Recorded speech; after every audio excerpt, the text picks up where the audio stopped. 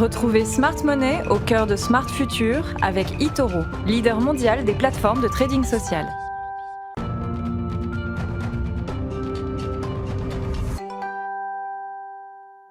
Smart Money, c'est notre rubrique consacrée au placement d'avenir, aux moyens de paiement du futur, avec aujourd'hui David Derry. Bonjour David, analyste chez eToro France. Le cannabis, on va parler du cannabis qui a des vertus médicinales et on le sait depuis longtemps. Exactement. Donc déjà, le cannabis, ce qui est important de noter, c'est que ça a apparu à l'époque néolithique et que c'est utilisé comme plante médicinale justement depuis l'Égypte ancienne. Donc après, on a connu une période de prohibition, mais depuis la fin de la prohibition, on a les chercheurs du monde entier qui semblent justement aujourd'hui s'accorder sur l'efficacité du cannabis, notamment pour aider les patients atteints de cancer, de glaucome, de sclérose en plaques ou même parfois d'Alzheimer. Donc le cannabis médicinal est reconnu pour ses propriétés antidouleurs, antispasme, antivomitif et même pour stimuler l'appétit chez certains patients. On a aussi au niveau réglementaire une situation qui commence à évoluer. Par exemple, en décembre, aux États-Unis, la Chambre des représentants a approuvé un projet de loi qui visait justement à décriminaliser au niveau fédéral le cannabis, qui était jusque-là considéré au même niveau que le LSD ou que l'héroïne par la DEA.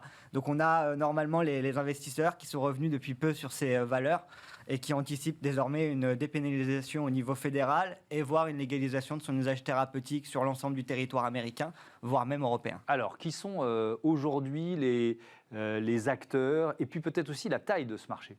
Alors, ce qui est important de noter, c'est qu'il y a 2 ans déjà, les entreprises de ce secteur avaient flambé en bourse après avoir justement, après avoir connu une descente fulgurante.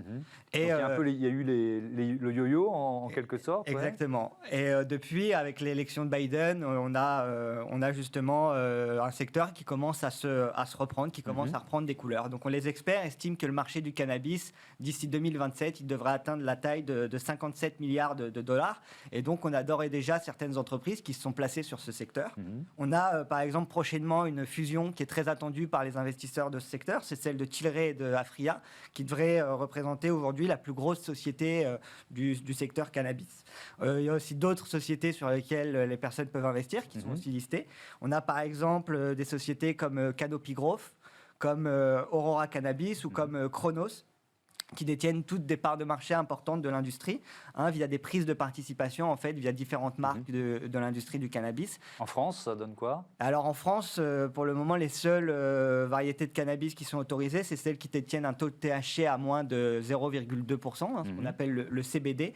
Et le leader sur le domaine du CBD en France, pour le moment, c'est la franchise High Society, qui détient une 50aine de boutiques sur le territoire.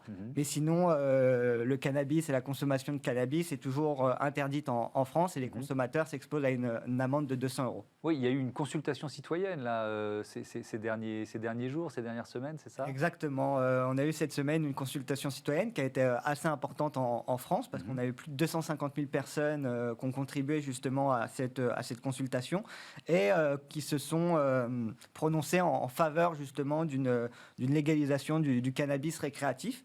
Donc on pourrait peut-être s'attendre éventuellement à des propositions, à de nouvelles propositions du gouvernement d'ici les prochains jours. On a aussi en 2019 l'Agence nationale de sécurité qui avait donné son accord pour justement un essai qui devrait concerner 3000 patients atteints de douleurs chroniques. Oui, ça a été confirmé, il devrait commencer dans quelques jours un essai du cannabis thérapeutique. Un mot de la réglementation aux États-Unis cette fois-ci ? Alors aux États-Unis, c'est légal dans 33 États à titre thérapeutique, donc pour des raisons médicinales, et dont dans ces 33 États, il y en a 11 qui le légalisent à usage récréationnel, dont notamment Washington.